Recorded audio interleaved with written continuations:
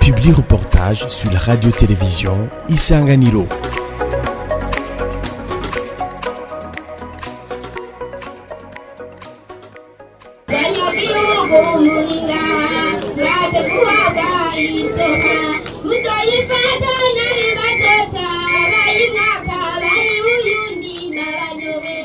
Telle est la joie qui régnait dans la commune de Winyuza de la province Muyinga lors de l'octroi de 332 bovins par le projet de restauration et de résilience du paysage du Burundi, PRRPB en sigle. Il s'agit d'un projet du ministère de l'Environnement, de l'Agriculture et de l'Élevage financé par la Banque mondiale. Cette distribution avait pour objectif d'améliorer la productivité des terres à travers les chaînes de solidarité communautaire pour améliorer la nutrition des ménages. C'était ce mardi 13 décembre. La coordinatrice nationale du PRRPB, Odette Kaitesi, nous donne certains des critères utilisés dans le choix des bénéficiaires.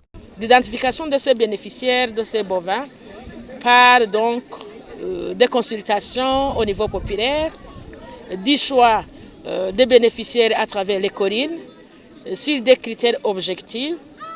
Surtout, on regarde si le bénéficiaire n'est pas fonctionnaire.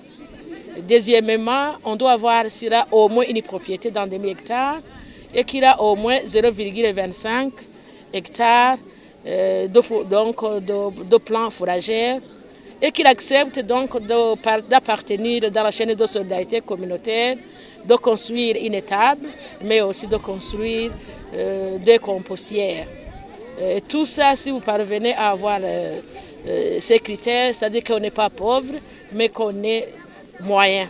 Et donc l'objectif de ce projet, c'est d'améliorer, relever le niveau de cette population avec l'augmentation de ces bovins dans les collines. On va améliorer les conditions de vie des populations vivant dans ces collines. Dodico Prosper, secrétaire permanent au ministère de l'Environnement, de l'Agriculture et de l'Élevage, lance un appel aux bénéficiaires de ces bovins d'en prendre soin car, dit-il, ces derniers restent un bien communautaire. Il y a des éléments essentiels que ces bénéficiaires doivent comprendre.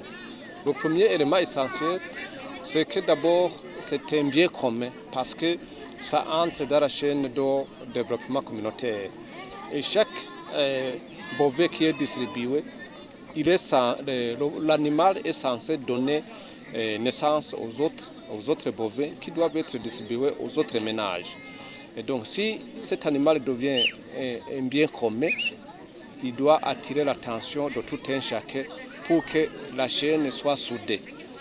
Alors, les animaux ont été distribués avec un kit d'accompagnement et à noter l'élément essentiel, le thermomètre qui doit indiquer si la vache, si le bovin est en bon état.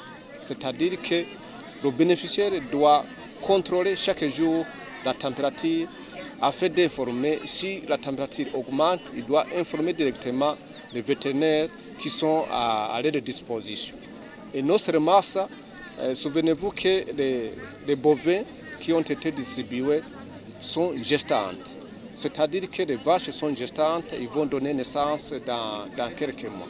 Et cela oblige le bénéficiaire à non seulement suivre l'état de santé de cet animal, mais aussi doubler d'efforts pour sa nutrition. Et non seulement qu'il doit utiliser les herbes, le fourrage, mais surtout il doit utiliser le reste de l'alimentation pour que cette vache puisse avoir non seulement une bonne vigueur pour donner naissance à d'autres animaux, mais surtout le suivi sanitaire, ça doit être un élément moteur pour la réussite de cette chaîne communautaire.